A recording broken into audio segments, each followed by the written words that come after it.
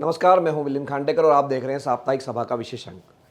विशेष अंक इसलिए कर रहे हैं कि सी वोटर का जो ट्रैकर है वो हम हर हफ्ते हर सप्ताह उसको हम ट्रैक कर रहे हैं कि आंकड़ों में सी वोटर जो दिल्ली विधानसभा को लेकर ट्रैकर चला रहा है उसमें क्या बदलाव हो रहा है। और जो ताज़ा ट्रैकर आया है वो आया है 15 जनवरी का। हमने पिछले सप्ताह जो चर्चा की थी वो थी 5 जनवरी के आंकड़ों पर आधारित। और इस बातचीत के लिए मेरे साथ जुड़ रहे हैं यशवंत देशमुख, जो कि फाउंडर है सी वोटर के। यशवंत, बहुत बहुत स्वागत है आपका। वहीं से शुरू होता है जहां हमने पिछली बार बात की थी। आपका जो ट्रैकर था 6 जनवरी का, और उसमें मैंने दोनों आंकड़े जोड़ दिए थे कि लोग जो नाराज़ हैं, सरकार बदलना चाहते हैं, वो एक आंकड़ा है। और एक दूसरा आंकड़ा है जो कि लोग केजरीवाल या आम आदमी पार्टी से नाराज़ हैं लेकिन सरकार नहीं बदलना चाहते हैं। और एक तीसरी कैटेगरी का आंकड़ा है कि लोग सरकार नहीं बदलना चाहते, वो आम आदमी पार्टी की सरकार से खुश हैं। तो पिछली बार यशवंत जब हमने 6 जनवरी का आंकड़ा देखा था तो करीब 3% का गैप था। और मैं बता दूं कि मैंने जो दशमलव वाला आंकड़ा है उसको मैंने 6 मतलब आगे है तो उसको उधर अगले नंबर में बढ़ा दिया, या उसको अगर 5 से कम है वो दशमलव में तो उसको राउंड ऑफ किया है उसको। ये दर्शकों को वैसे एक बात बता दें, कई बार दर्शक कई सारे ये कहते हैं कि अरे ये टोटल जो है वो 99 हो रहा है या 101 हो रहा है, तो वो 99 या 101 हमारा किया नहीं होता है। जी। दरअसल 0.5 वाले आंकड़े कई बार कंप्यूटर दोनों को एक एक ट्रीट करते हैं तो 101 टोटल आने लगता है। कई बार दोनों को एक नीचे ट्रीट करते हैं तो 99 आने लगता है। तो ये कंप्यूटर के राउंडिंग ऑफ के कारण होता है। आप मैनुअली आपने किया है तो भी ठीक ही होगा होना। तो जब उसको राउंड ऑफ किया हमने लगभग, तो 6 जनवरी को 46% लोग दिल्ली के चाहते थे कि सरकार को बदल देना चाहिए, लेकिन 49% लोग थे वो चाहते थे कि सरकार को नहीं बदला जाए। अब जो आपने 15 जनवरी का आंकड़ा पेश किया है उसके हिसाब से सरकार को बदलने वालों की संख्या घटकर आ गई है 45% पे, लगभग 1% का की गिरावट आप कह सकते हैं। और जो नहीं बदलना चाहते हैं वो 51% पे चले गए। तो पहले कुल मिला के, मैं मतलब मैं अब राउंड ऑफ में नहीं जा रहा हूं, पहले जो गैप था लगभग 3 से 4% का था जो लोग सरकार रखना चाहते हैं और जो बदलना चाहते हैं, वर्सेस अब जो है वो फासला बढ़ के 5 से 6% के बीच हो गया है। तो क्या ये माना जाए कि पिछले 10 दिनों में केजरीवाल या आम आदमी पार्टी को फायदा हुआ है दिल्ली में? देखिए, कंसोलिडेशन तो देखिए होता है उसमें। ये कहना कि पिछले 5-7 दिनों में ही कोई फायदा हुआ है, ऐसा नहीं, क्योंकि ट्रैकर जो होता है वो 7 डे रोल ओवर पे चलता है, तो वो पीछे के सिस्टम को लेते हुए आगे तक आपको दिखाता है। ऐसे में मैं ट्रेंड लाइन ही देखना चाहता था, मैं वही खोलने की कोशिश कर रहा हूं। अगर मुझे मिल जाए तो मैं आपको दिखा भी दूंगा, क्योंकि मोटे तौर पर इन आंकड़ों से मुझे लगता है कि जो ट्रेंड है वो लार्जली बाइपोलैरिटी की ओर है, और बाइपोलैरिटी के साथ में कंसोलिडेट हो रहा है, फ्लक्चुएट नहीं हो रहा है बहुत ज्यादा। ट्रेंड फ्लक्चुएट नहीं होने से एक थोड़ा आपको अपने ऊपर आत्मविश्वास और बढ़ जाता है कि जो आप आकलन ले रहे हैं वो आकलन आपको वैसे ही चल रहा है या नहीं चल रहा है। मसलन तो आप ये देखिए, ये वो आप अगर 10 दिसंबर के बाद से आंकड़े देखना शुरू कीजिए तो ब्लू लाइन जो है ये जो चाहते हैं सरकार नहीं बदलना, लाल लाइन वो है जो सरकार बदलना चाहते हैं। तो आप ये देख सकते हैं कि जनवरी के पहले हफ्ते तक लगभग लगभग ये बराबरी पे था, उसके बाद से थोड़ा सा इसके बीच में ये गैप बढ़ना शुरू हो गया है। तो स्वाभाविक सी बात है कि एक कंसोलिडेशन जिसे आप कह सकते हैं वो ज्यादा क्लैरिटी के साथ में हो रहा है।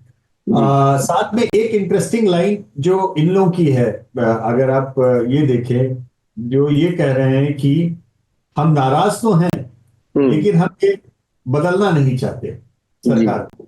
अब ये जी। देखिए, ये आंकड़े आप फ्लक्चुएशन में देखें तो इसमें आपको फ्लक्चुएशन दिखेगा कि हम जी। नाराज हैं लेकिन नहीं बदलना चाहते, लेकिन अंत में आते आते 2.5-3% के बीच में ये जी। आंकड़ा ये भी स्टेबलाइज हो रहा है मोटा मोटा, कि हम जी।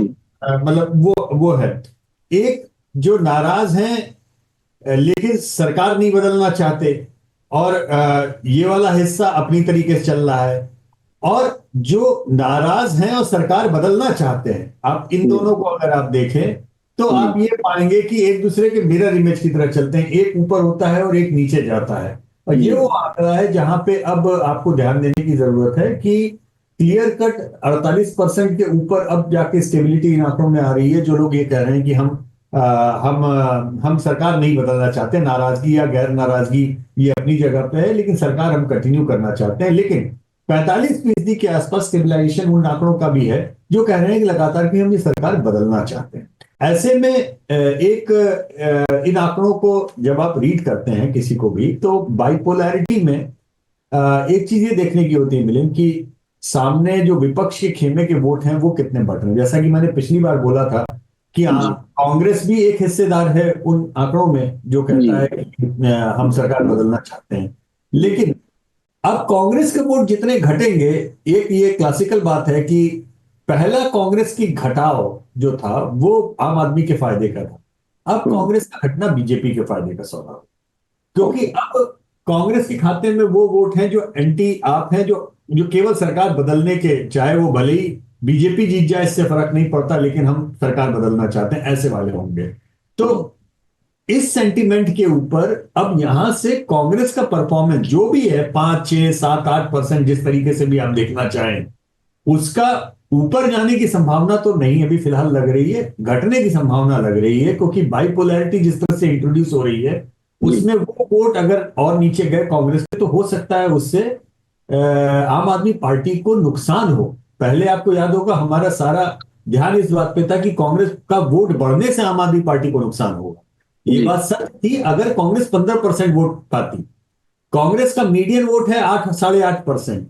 अगर कांग्रेस उससे घटती है तो ये भी आम आदमी पार्टी के लिए नुकसान का सौदा होगा, क्योंकि वो घटने वाला वोट अब आम आदमी पार्टी को ज्यादा नहीं जाता हुआ दिख रहा है, वो अब बीजेपी की ओर सरकता दिख रहा है। ये आंकड़ों का जो मायाजाल आपने बताया उससे इतर जो बात है कि अगर ये गैप मान लीजिए 3% का था और अब वो 5% पे चला गया है, जो सरकार बदलना चाहते या नहीं बदलना चाहते, लेकिन इसको दर्शक कैसे समझे कि सरकार वापस आ सकती है या नहीं आ सकती है? दर्शकों को ऐसे समझना चाहिए कि लाजमी सरकार के वापस आने के संकेत हैं, लेकिन ये संकेत ऐसे नहीं हैं जो आज से 5 साल पहले 15 से 20% के गैप वाले होते, क्लैरिटी के साथ में।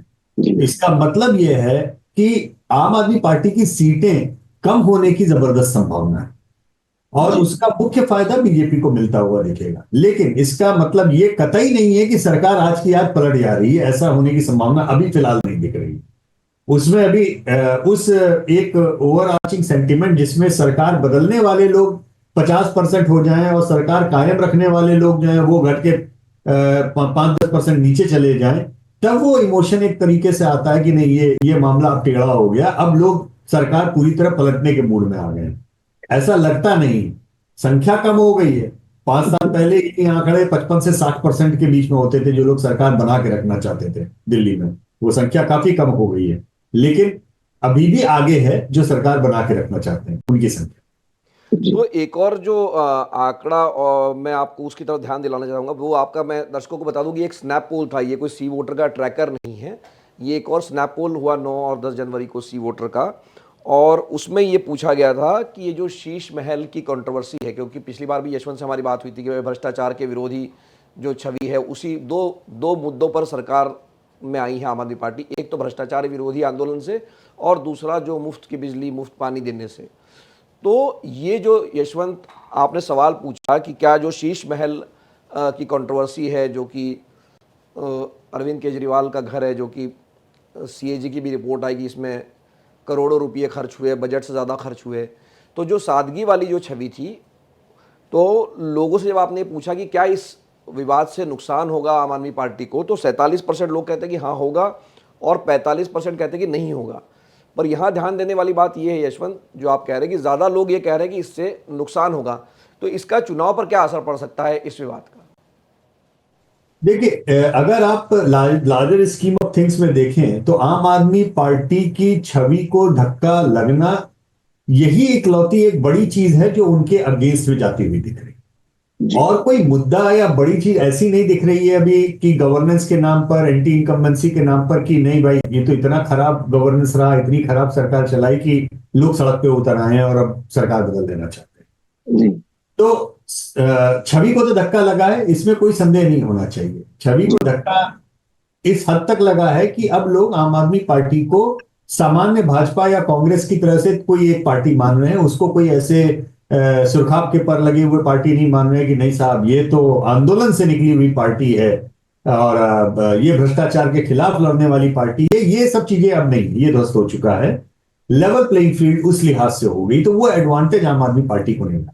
जो उनको इस पूरी बहस से एक, जिसे कह सकते हैं कि ब्लेसिंग इन डिस्गाइज कह लीजिए, कि उस नुकसान के अंदर फायदा जो दूसरे तरीके का है वो ये कि अब जब उनके सेल्फ इन्फ्लिक्टेड वो मॉरल हाई ग्राउंड से अब नीचे आ गए हैं, तो अब वो उनको बात करनी पड़ रही है गवर्नेंस की, जिसके ऊपर विपक्ष कतरा रहा है। देखिए फनी चीज क्या है, विचित्र बात क्या है, मजेदार बात यह है कि अब आम आदमी पार्टी भ्रष्टाचार पे बात नहीं करना चाहती, वो गवर्नेंस पे बात करना चाहती। इसके पहले वाले दो चुनाव में आम आदमी पार्टी केवल भ्रष्टाचार पे बात करना चाहती थी, गवर्नेंस से बात नहीं करना चाहती।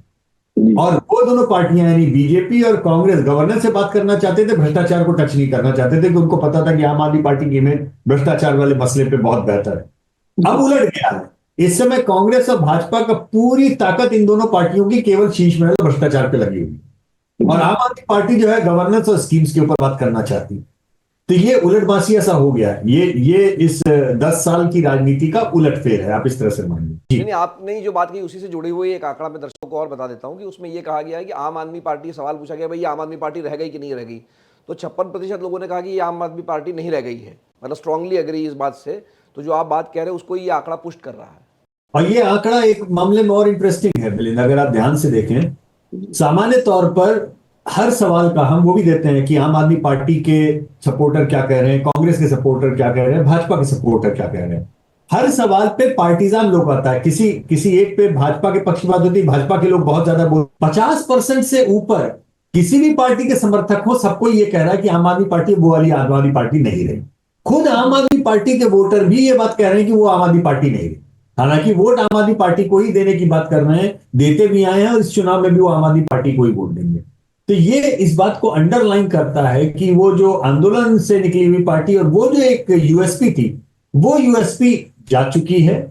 अच्छे या बुरे के लिए जो भी नतीजे अब आएंगे वो देखा जाएगा, उसमें समझ में आएगा। लेकिन अब आम आदमी पार्टी अपने आप को सामान्य पार्टी और सामान्य गवर्नेंस की पार्टी की तरह से पिच करने की कोशिश कर रही है, वो करना भी चाहिए। मुझे लगता है कि अगर वो ये चुनाव जीतते हैं तो वो अपनी स्कीम्स और इंप्लीमेंटेशन के कारण जीतेंगे, इस कारण से नहीं जीतेंगे कि वो अन्ना हजारे के आंदोलन से निकली हुई पार्टी। नहीं तो आखिर में यशवंत, वही सवाल जो दर्शकों के मन में भी है, 2 सप्ताह रहते हैं लगभग चुनाव में, 5 फरवरी को मतदान है, तो क्या हम समझे इन आंकड़ों के आधार पे, वापस मैं पूछ रहा हूं आपसे सवाल, कि क्या किसको एडवांटेज है इस चुनाव में, तीनों पार्टियों के लिहाज से देखिए, कांग्रेस, बीजेपी और आम आदमी पार्टी? देखिए अभी तक जितने ट्रैकर के आंकड़े हैं उसमें कांग्रेस तो आउट ऑफ क्वेश्चन है, मतलब कांग्रेस कहीं रेस में भी नहीं दिख रही है। केवल 70 में से 4 सीटें हैं एक्चुअली जहां पे उनके वोट शेयर किसी एक प्रतिष्ठित तरीके से कुछ देखने लायक मिल रहे हैं। बाकी लगभग लगभग 66 सीटों पे तो मतलब मेंशनेबल भी नहीं है उनके वोट शेयर। पहली बात तो ये, मुख्य लड़ाई कांग्रेस और भाजपा की है, बाइपोलराइजेशन है, और कांग्रेस बीच के भी आप कह रहे हैं आम आदमी, भाजपा और आम आदमी पार्टी के बीच मुख्य लड़ाई है, और कांग्रेस का वोट शेयर एक थ्रेशोल्ड के नीचे से जाने से भाजपा को लाभ हो रहा है। ये एक अलग तरीके का इक्वेशन अब निकल के सामने। अब इसमें एक जो सबसे महत्वपूर्ण है, जो आज के बाद में हमारा पूरा ध्यान उस पर है, वो है महिला वोटर्स का। क्योंकि कांग्रेस ने महिलाओं के लिए 2500 बोला, आम आदमी पार्टी ने 2100 बोला, अभी तक भाजपा की कोई घोषणा नहीं है। अब भाजपा की घोषणा आते ही हमारा पूरा फोकस इस बात पे रहेगा कि महिलाओं ने उस घोषणा के ऊपर क्या अंतर रुख लिया है, और किसको वो ज्यादा, भाजपा और आम आदमी पार्टी के बीच में किसको ज्यादा विश्वसनीय, ट्रस्टवर्दीनेस का फैक्टर है, विश्वसनीयता किसकी ज्यादा महिलाएं दिल्ली की मानती हैं इन घोषणाओं को इंप्लीमेंट करने के लिए। मसलन अभी तक ये बात बहुत क्लैरिटी है कि पुरुष मतदाताओं में ट्रैकर में लगभग कांटे का मुकाबला है। कभी कभी बीजेपी 1-8% ऊपर भी निकल जाती है आम आदमी पार्टी से पुरुष मतदाताओं में, लेकिन महिला मतदाताओं के बीच में एक सिग्निफिकेंट और बहुत हेल्दी गैप 8-10% का ये आम आदमी पार्टी को लगातार पूरे ट्रैकर में बना हुआ है।